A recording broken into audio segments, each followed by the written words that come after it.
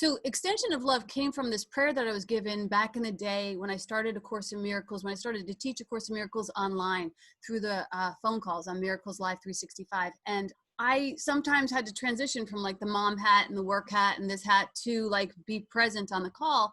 And so instead of doing an affirmative prayer, I just downloaded this prayer. And in the prayer, it was like, help me to surrender all that I am to all that you would have me be. You know, help me to recognize that all things are perfect and possible. Help me to basically get out of my own way, and help me to recognize that I have infinite solutions in everything that I do. And that this truth is not just for me, but I'm here to share that, to be an extension of that, to be an extension of that love. So for me, the optimal idea of being an extension of love is to allow that power to move in and through me in the most honest and unobstructed way, and to shine. And the Sanskrit word for the solar plexus is Manipura, which means shining gem. The solar plexus is that inner flame. It's based on your personal power, on your self-belief, on your self-worth. When we have it in balance, you have the ability to really trust your inner guidance without questioning yourself, and follow your intuition without hesitation. It has the brilliant ability to give you clarity and allow you to follow your true path without the need for validation. And I don't know if you've ever had the experience, I hope that you have had the experience of being able to live without the need for validation, because it's hot. And the chakra is all about your willingness and your will. Course of Miracles in chapter 21, it says, I'm responsible. So it's about our own response to the world. It says, I'm responsible for seeing, and I choose the feelings that I experience, and I decide upon the goals that I would achieve. And everything that seems to happen to me, I ask for and I receive as I have asked. This little section of the course isn't just an affirmation, but it's a declaration. It's the place where I say, it doesn't matter what's happening, but it's for me. And I will not be persuaded to see it any other way. This will bless me. Remember back in the day, I did a sermon that I said, I'll be damned if this doesn't bless me. And that's a great thing to say around the solar plexus chakra, is I'll be damned if this doesn't bless me. And truthfully, you will be, because if you don't think it's going to bless you, you've already damned yourself. So Viktor Frankl, who's been through a couple of hot hours himself, gave us the quote of, what gives light must endure burning. That means that some things are going to burn off. Om Namah Shivaya, burn from me all that's not true. If I feel like I'm getting burned, or if I've been burnt, it's just the polishing off of my ego. And that's good, to have my ego polished off, because my passions are going to need some fuel. And sometimes that polishing helps to breed fuel. It's the fire in the belly. When we talk about the chakra, we're talking about the fire in the belly. And it seems that it burns you, but actually it confirms you. The things that you have been through, the fires that you have been through, they've confirmed you. And that alchemy can happen only on the internal landscape. And it can transform the massacre into the mystical. And I know you're all about transforming the massacre into the mystical, because the truth is we're bored as fuck thinking about our massacres. Like, we're kind of done. Like, it's time that we rise above it and have a reinterpretation of the crucifixion into the crusade. And you're going to want to know how to work that alchemy if you don't already. So the first week here, we talked about, in the series, we talked about the root chakra. And the root chakra is all about our root agreements, the foundation of our lives, the form, the matter of our lives. And then the sacral chakra is about focusing on the movement, the fluidity, the mixing and the merging and the melding, and that playful, pleasurable state. And then the solar plexus is actually where the matter meets the movement. So these two things come together and they cause energy, and that becomes my will. And this is the seat of my intention, the core of my strength and my integrity, and the center of our passion. It's our gut instinct, as Rose talked about in the prayer. It's the gut instinct. It's also a place of enthusiasm. So I remember back in the day, I read this book, Where the Wild Things Are. Remember that one? I read a story about the book where this little kid who was a huge fan of Where the Wild Things Are wrote a letter to Maurice Sediak, the author, and he got a note back from Maurice. And it was like Maurice had drawn him a little wild thing and wrote a little note for him. And his mom gave him the note, and the kid takes the note in his hands and he's like, ah, and he eats it. He eats it. I mean, he was so excited to receive this note, so consumed with his love for this author, that he just wanted to consume it. And I just wonder, have you ever been that stoked and that enthusiastic? It's not a logical thing. It's not a logical thing for a child to eat a note, but some things are best left free from the confines of logic. You know, they say that your gut is your first brain, and that it's wiser to trust your gut than it is your logical brain. That's up for you to decide. It's good to be in harmony, I think. But the gut, it assimilates information, it allocates the good stuff to where it needs to go in the body, and that it eliminates the waste or the BS, right? So the chakra is about understanding and honoring our power, what fuels us, how to focus that power to the optimal direction, and then how to clear all the bullshizzle out the way. The solar plexus is like this inner sun. It's like living on solar power. So it's where we have this perfect trust. It's where we feel energized and legitimized by ourselves, not by the world. It's where we have this clear, which we already have. We all have this very clear inner compass, but it's where we actually trust it and where we use it. So this type of balance, this type of clarity, this type of vitality is not always easy to come by, because we have all of us have had the experience of losing our power, you know, of having our power turned off via some traumatic experience, or just the draining of our energy through unwise choices. I don't know about you, but I have made some very unwise choices in my life by not trusting my gut. I believe that the greatest wound to the personal power comes when someone is made to feel invalid. It's seeing something as disabled or helpless or ineffectual or not valued. And there have been times that you and I have experienced someone's attempt to make us feel invalid, gaslighting, character assassination, what have you. This will happen. It's almost like a coming of age. It's almost like a grooming. So don't be afraid of that. Don't fear it. The world will knock you down. And when this happens, what we get to do is we get to learn to pull it back up, to pull that power back up. And this is not a bad classroom, because we get to learn about our own resilience, and we get to have the experience that can only come from having gotten down. Having gotten down is the experience of getting back up. And this actually increases our own personal power, because we think to ourselves, oh my God, I met the thing I thought was going to kill me and I didn't die. So from this experience, we learn how to validate ourselves, and we get to see this inner phoenix soaring from the ashes. And it's a beautiful thing. I don't know about you. I'm sure you've seen your own inner phoenix fly several flights, because, you know, we've all been knocked down and we've gotten up to surprise ourselves. And so the world will invalidate us, and it can be shocking, and it can shut us down, and it can feel like a sideswipe. But the worst thing I think that can happen is when we invalidate ourselves. And we do it so often and unconsciously. We say, not me, no way, I don't know, I'm confused, I get lost, it's not my time, I need to know more, I need more initials behind my name to have that permission slip, you know, I'm too short, I'm too tall, I'm too whatever. We cancel ourselves before we even get the chance for the world to cancel us. The worst nightmare will come true, but with the right use of will, you will come through.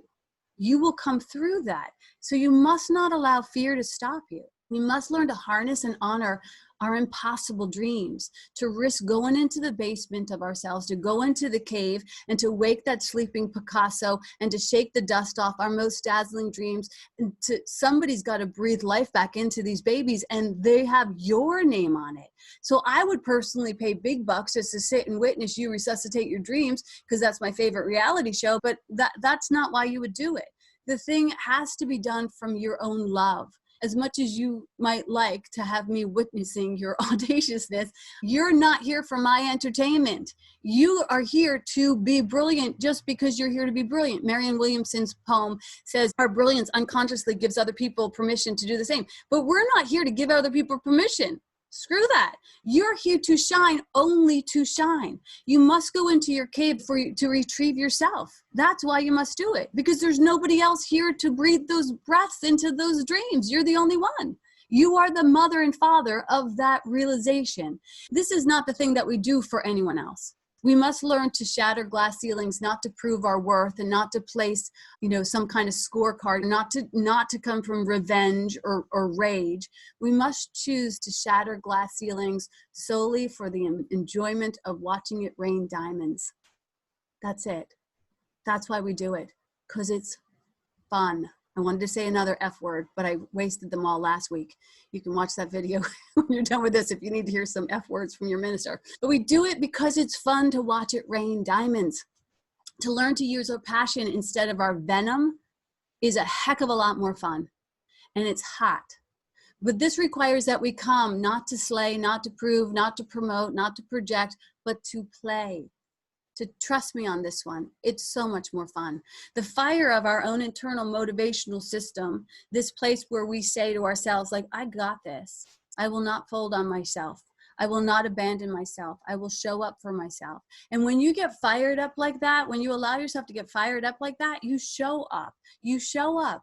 Physically, creatively, spiritually, emotionally, like you just allow yourself to have a greater presence. And when you don't honor or pay attention to your inner fire and your passions, you will see that very same energy turn rancid. And instead of passion and good, clean energy, you'll be burning from anger, from agitation, from intolerance, from depression, and from low energy. Junk food sources of energy. And there are other ways to stoke your inner flame. You may know some of them. You may be using some of them.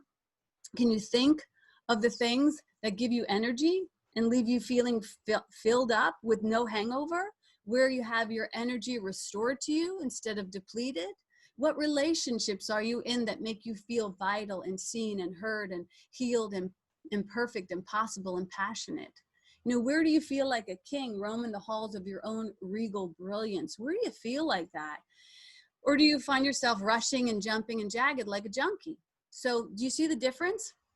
That's the whole spectrum, but do you see the difference? One is about being in your energy and commanding the space, and the other is about not being present at all. One owns their power, the other one has lost its power. The king knows that he has everything, and the junkie is always searching for more. And that is not conditional on what their homes look like. It's conditional on what their minds decide. So we can all slip into the junkie mentality. The other day I had the situation where I was editing this documentary for Wellness House with Kathy. I was collaborating on this little project that I'm deeply in love with.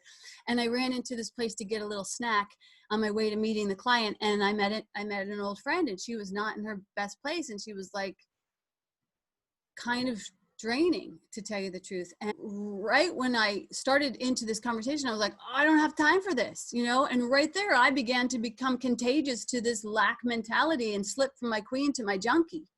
And where I started to look for the escape route, and I'm there in the middle of my junkie dream, my drama, and fearing that I don't have enough. Like, I got to go, slipping into the illusion that I'm not always fully sourced. Take a breath. Well, this is what I said to myself. I said, what would it be like if this was the last conversation I would ever have? And that question helped me to settle myself down and to be a little bit more present. And it only takes a little shift, because once that shift happened, another idea came to me. And I remembered being at this job that I worked back in the day, and I was not really in my genius, and I was really not being paid my value. And I decided that instead of changing the job, I was going to change my mind about the job, just to work these principles in a scientific way, which I absolutely encourage you to do. And I decided that I was going to show up to this job as if I was being paid $1 million. It was a game. It was just a little game. It helped me to get fired up about the job. And this little game actually helped me to blow myself out of that job, because the consciousness that I was demonstrating from feeling like I was being paid $1 million was not being able to be held in this job. So I actually shifted pretty quickly the form from shifting the consciousness. So I decided to play this little game with my friend, and I looked at her and I imagined that she was paying me $1 million to listen to her. And suddenly, you know what happened? I was like, I just moved back into my queen. I was like, well, tell me more about your sick cat and your Aunt Rita who's driving you crazy. Like, I got all day long. It's a game. That's all this is. It's all a game. So what I want you to know, and what I know for myself, is that I need to do what I need to do to ensure that I don't burn my energy out on resentments and agitations, because those are energy suckers. And I got no energy for that. And this does not mean that every person who you have an issue with, or every person who has an issue, can make you their own personal dumping ground. I'm not saying that. What I'm saying is that you must take each situation as it comes, as a classroom, to the Holy Spirit, and be able to ask what would be the highest way to navigate this situation. Sometimes Spirit will say, go with grace and be patient and just play a game. And other times a spirit will say, demonstrate boundaries and like let them know you got to move on. It's always what I don't want to do. Both decisions to stay or to leave, if done in love, are loving. And the loving gesture actually benefits everyone, you and everyone else. So trusting love to guide you will help you to have the fuel of love. And in that fuel, you will have everything that you need to do what you're called to do. As a spiritual practitioner, we were taught how to activate the fire in the belly. And basically is about getting out of our own way, to not picking up these resentments and these agitations, to check in and to honor that energy. The fire in the belly, man, it's everything. I could teach you the 5-step prayers and I could get you to be articulate and elegant. But really, if you don't have the fire in the belly, you're going to be on the wrong side of the finish line, stalled in your driveway. And it's not just about the fire in the belly, it's the fire that lives in you. So, so that you can fire on all cylinders. Like I know because I've experienced it, Kathy Richardson and Annie Harris. I know them on stage together, like they're firing on all cylinders. They're like freaking like lights of sun, you know, and everyone there is just like, what is happening? That's what it looks like when someone's firing on all cylinders. They have a sharp mind, a passionate heart, a vitality in all of your endeavors. When we get to face life's obstacles, we have that energy to support us. So when there's no seat on the bus, or when the operators hold us on for 11 hours, when we go below the line with gossiping, or instead of holding the high rocks, like all of these places are where we can actually tap into that fire in the belly, and it can offer us not just passion for our projects, but like discernment and grace. This keeps us steady. It helps us to establish our own personal code of ethics. It helps us to live in elegance and not excuses, and to honor these personal commitments that we've made, not because the Bible, not because the Bhagavad Gita, not because the, you know, big blue book, not because we think we should, not because we're pleasing somebody else, but because it's our freaking path. That's why we honor our own authentic code of ethic. We honor our own authentic truth. And that brings us to our very own path and our own very own passion. And that doesn't look like somebody else's path or passion. The truth is that this comes by stoking your own inner fire, your own inner flame, your own inner conversation with your divine. So don't be afraid of that fire. I'd say like throw yourself in a little bit, get your passion up, take a risk and go to where the map has not been charted for you. Sit close to the embers, because whether you do or not, you're going to get burnt by life. We've already established that, right?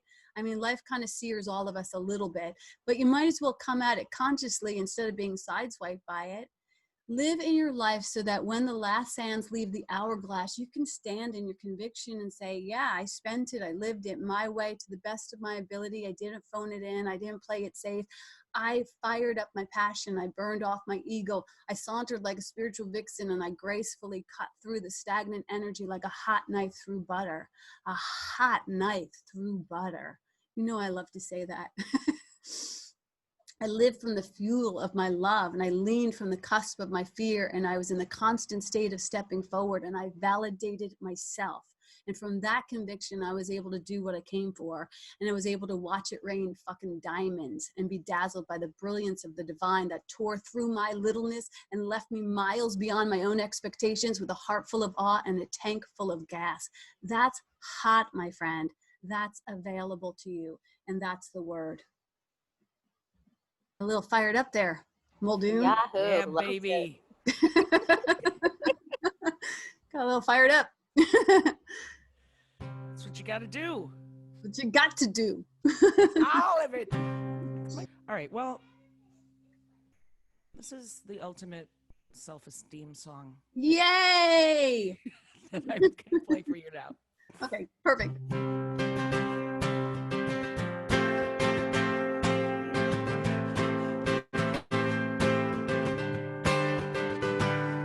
Intangible, incredible, inventive, unforgettable, exceptional,